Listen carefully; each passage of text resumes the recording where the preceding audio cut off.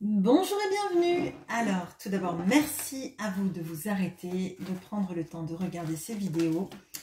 Et bien évidemment, pour toutes les personnes qui commentent, qui mettent des j'aime et bien évidemment qui s'abonnent.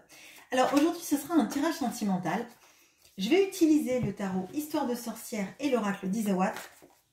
Et on va aller regarder comment cette personne vous voit, quels sont ses sentiments et quelles sont les actions qu'elle a envie de mettre en place vis-à-vis de vous.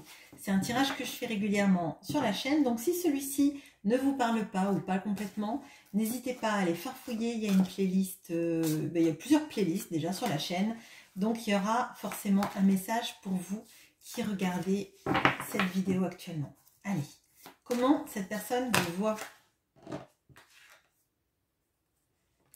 Bon. Quels sont ses sentiments?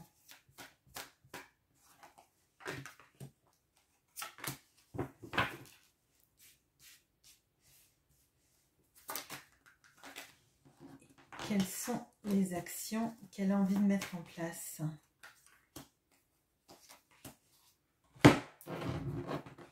J'éclairerai si jamais le tirage reste flou, pour qu'il essaie d'être moins flou, en tout cas pour vous. Alors,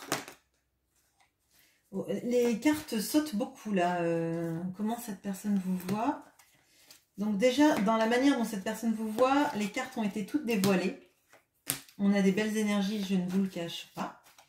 Les sentiments, par contre, sont complètement retournés. Donc, il y a quelque chose de... on ne dit pas les sentiments, on ne les montre pas. Il y a quelque chose de caché. Peut-être que vous ignorez même les sentiments exacts de cette personne pour vous. Allez, on regarde. Alors, comment cette personne vous voit?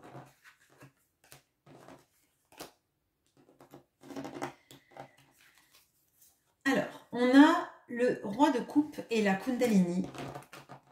On a le 2 d'épée et l'action. On a la force et la bonne fée. Bon, alors déjà, cette personne, elle vous voit comme quelqu'un qui a la maîtrise de ses sentiments. Ça ne veut pas forcément dire que vous êtes quelqu'un qui contenait les sentiments, mais moi, de ce que je ressens là, vous savez exactement quels sont vos sentiments. Vous avez déjà été amoureuse, peut-être pas à ce point-là, amoureux, amoureuse, hein, je vous laisse adapter. Peut-être pas à ce point-là, mais en tout cas, l'amour ne vous fait pas peur. Ce que vous ressentez, vous savez que vous ne le ressentez pas comme ça avec tout le monde. Et ça ne vous fait pas peur d'aimer. Vous n'avez pas de blocage émotionnel. Peut-être que vous n'osez pas dire quels sont vos sentiments. Avec ce roi de coupe, on peut avoir ça de quelqu'un qui garde, mais qui a une attitude ouverte à l'amour. Vous n'êtes pas fermé, vous n'êtes pas apeuré par l'amour. Peut-être que vous êtes apeuré par cet amour que vous éprouvez pour l'autre parce qu'il est énorme. Mais en tout cas, là, on n'a pas de ces énergies-là. On a l'énergie vraiment de quelqu'un, en tout cas c'est comme ça que votre autre vous voit, quelqu'un qui sait aimer et que ça n'angoisse pas. Cette personne vous voit aussi comme quelqu'un qui suscite un désir énorme. Potentiellement, vous pouvez être... alors, je dirais pas forcément à l'aise avec votre corps, mais en tout cas à l'aise avec votre sensualité. Vous n'avez pas... il y a quelque chose de chez vous de maîtrisé et d'éveillé, je dirais. Vous n'avez pas peur de ce que vous ressentez, vous n'avez pas peur de ce qui vibre en vous, quelle que soit la nature de la vibration en fait. Cette personne vous voit aussi comme quelqu'un qui... qui agit, mais pas forcément toujours de manière... alors, j'allais dire réfléchie, mais c'est pas ça. Moi, j'ai l'impression que quand il y a un choix, c'est comme si finalement vous preniez le choix parce que il faut le prendre et vous n'aimez pas rester dans l'inaction. Là, on a quelqu'un qui, avec ce 2 d'épée et l'action... En tout cas, c'est comme ça que votre autre vous voit. Hein. C'est peut-être pas comme ça que vous vous sentez. Je veux bien que vous me le disiez en commentaire si vous vous retrouvez dans ces énergies-là, mais là, c'est comme votre autre vous voit. Hein. Donc, il y a quelque chose de... l'inactivité, l'inaction vous angoisse. Ça ne veut pas dire que vous n'aimez pas rester sur votre canapé à regarder une série ou à lire un livre. C'est pas ça. C'est des situations, vous savez, qui s'embourbent un peu. Vous n'aimez pas ça, ça vous met dans l'inconfort. Il faut que vous vous occupiez, il faut que vous dépassiez ça, il faut que vous alliez de l'avant parce que l'inactivité, rester en attente sans faire quelque chose, ça vous angoisse. Potentiellement, là, ce qui pourrait aussi vous angoisser, ça peut être aussi l'inaction de l'autre. Hein, parce que s'il vous voit comme ça peut aussi dire que cette personne, elle vous met dans une inaction qui vous énerve en fait, vous angoisse, vous pousse vous à l'action, peut-être à chercher le contact avec l'autre pour savoir où vous en êtes aussi. Moi, j'ai des vibrations comme ça. Cette personne, elle vous voit. Alors, vous voyez 2 fois la baguette magique là. C'est une sorcière, mais ça c'est la bonne fée. C'est la carte de la force. Donc vous avez une grande maîtrise alors de votre magie intérieure, mais pour cette personne, je crois que vous avez une maîtrise de votre état psychologique, de la psyché tout simplement déjà, et que vous êtes quelqu'un d'assez unique. Ça pourrait être la bonne fée, une sorcière, mais dans le sens sorcière plutôt les anglo-saxons, plutôt les sorcières des forêts, les guérisseuses, hein, plutôt que la méchante sorcière de Blanche-Neige ou à la Disney, quoi. Hein. Enfin, plutôt la sorcière, je dirais, anglo-saxonne que la sorcière américaine. Si on veut faire un parallèle, c'est plutôt avec le côté la bonne sorcière qui aide à soigner, qui a une petite hutte avec des herbes, etc. Enfin, je sais pas si vous voyez, mais et cette personne, en fait, elle trouve que vous avez une influence énorme, en fait, dans les pans de votre vie, sur elle aussi également, parce qu'avec la bonne fée, il y a quelque chose de chez vous qui est un peu magique, comme quelqu'un qui saurait se guérir et qui pourrait guérir les autres. Moi, c'est ce que je ressens. Alors peut-être que chez vous, il y a des personnes qui ont du magnétisme, ou qui aident les autres, peut-être avec des plantes, avec du magnétisme, ou tout simplement en libérant la parole aussi. Et tout ce qui est de la psyché avec la force, on a la maîtrise psychologique. La force, elle ne maîtrise pas, elle ne tord pas des cuillères, ou enfin, la force, elle tord des cuillères. Bon, Yuri Geller, si tu nous regardes. Non, voilà. Bon, donc du coup, cette personne, elle est vraiment, je dirais, épatée par votre capacité à maîtriser votre mental et tout ce qui est, oui, du soin. Vraiment, il y a quelque chose comme ça, et je pense qu'avec ce roi de coupe, et ça, il y a des énergies chez vous de prendre soin des autres, prendre soin du cœur des gens. Je pense pas que vous soyez quelqu'un qui est dans l'attaque, quelqu'un qui soit désagréable, qui soit véhément, etc. Les sentiments maintenant qui sont bien cachés.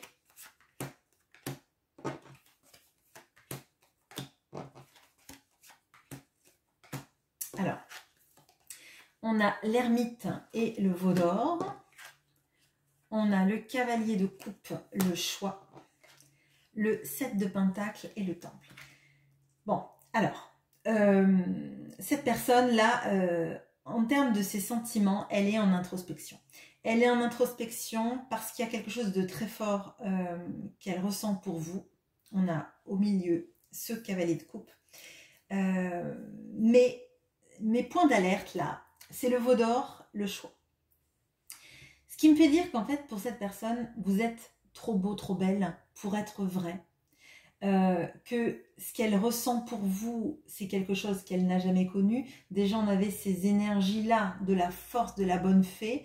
L'énergie là de ces sentiments, c'est de se mettre en retrait, car il y a veau d'or. Car le veau d'or, c'est l'illusion. C'est la déité qu'on va prier, qui n'existe pas, qui est une création des hommes. Mais outre ce qui se passe dans la Bible, là, on a vraiment la notion de je vais regarder à l'intérieur de moi ce qui vibre vraiment, parce que est-ce que cet amour est réel? Est-ce que cette personne est réelle? Est-ce que je la cerne bien? Est-ce que je la comprends bien? Est-ce qu'elle est vraiment aussi super cette personne que moi je l'imagine. Là, je vous avais dit, il y a une sorte de... Elle vous admire pour ce que vous êtes et en fait, elle admire chez vous ce qui semble lui manquer, ce qu'elle n'arrive pas à comprendre. Il y a des énergies un peu mystérieuses aussi. Donc, comme il y a mystère, comme cette personne, elle cache les sentiments et que visiblement, il y a une situation qui lui demandera de faire un choix, mais ça, on va le regarder après.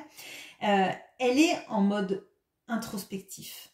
Elle est en introspection, elle veut comprendre en fait, écouter son mental, écouter si elle vibre, si elle ressent exactement ce qui se passe ou si c'est une illusion, si vous êtes une illusion. Ça revient quand même pas mal dans les tirages, souvent on a le mirage, là avec le veau d'or il y a vraiment quelque chose de, vous êtes sur un piédestal, mais elle a tellement peur de se tromper, elle a tellement peur de croire en un amour illusoire et en une personnalité illusoire, comme si vous portiez des masques. Potentiellement, si elle croit que vous portez des masques, c'est peut-être parce que elle en porte aussi. Hein. Souvent, ce qu'on voit chez les autres, c'est aussi ce qu'on a chez soi. Même si ça nous fait du mal parfois de nous l'avouer, il y a de ça. On a le cavalier de coupe, on a le choix. Bon, alors le cavalier de coupe, comme je dis toujours, c'est celui qui, avec son cheval blanc, vient dans l'archétype des contes de fées, qui vient déclarer son amour, qui affronte 1000 périls. D'ailleurs, il va avec sa petite coupe, son chat qui est à moitié sur son balai, et il n'a pas peur du gros requin qui est en dessous, et qui sera très content de le boulotter s'il tombait à l'eau. Et on a le choix. Et à mon sens, là, bon, il peut y avoir des triangulaires, donc la peur, effectivement, de partir déclarer sa flamme, de se tromper parce que vous ne cadrez pas avec la flamme qu'elle a imaginée, avec l'archétype qu'elle a imaginé, et du coup de se ramasser, parce que si elle fait un choix du cœur, parce que vous seriez un choix du cœur, clairement, avec ce cavalier de coupe, et que vous ne représentez pas ce qu'elle croit que vous êtes, hein, que vous portiez des masques, etc., ça va être le début de la fin pour elle. Bon. On voit en fait qu'elle est dans une notion de... Mais là, c'est vraiment ces énergies-là qui encadrent ce cavalier de coupe et qui fait qu'à mon sens, les émotions sont encadrées en fait. Il y a la notion du 7 de Pentacle, c'est semer des graines, s'occuper des plantes pour récolter. Donc il y a une notion de temps, une notion de prendre son temps pour faire les choses dans un bon déroulé qui permet à la fin d'hériter, pourquoi hériter? Bon, qui permet de récolter ce qu'il faut. Peut-être que cette personne attend un héritage, bon, message comme ça. Bon. Il y a la notion du temple. Il y a le temple, il y a le veau d'or. Alors moi, il y a vraiment quelque chose là. Je dirais pas que cette personne, elle est très religieuse. C'est possible. Et pas forcément dans les archétypes judéo-chrétiens. C'est peut-être une autre religion, mais il y a peut-être de ça. Moi, ce que je ressens encore plus que la religion, c'est le fait de s'occuper des choses de la bonne façon, d'attendre ce qu'il faut pour finalement se retrouver dans un lieu dans lequel on est bien, on se sent épuré, on se sent à l'abri aussi, hein, le temple c'est ça. Et on a l'ermite, le temple, le veau d'or, le temple, il y a quand même quelque chose de très... alors, j'allais dire peut-être d'être très ascétique chez cette personne, mais peut-être que c'est juste psychologique, cette propension à faire ça, faire le bon choix, le faire en conscience, ne pas se laisser duper. Peut-être que cette personne dans sa vie s'est laissée duper par des masques, par des apparences. Et vous, comme elle vibre très fort pour vous et que vous avez l'apparence de quelqu'un qui sort de l'ordinaire, elle se dit mais quel masque vous mettez et comment ça se fait que ce masque vous le tenez aussi longtemps? On va regarder les actions.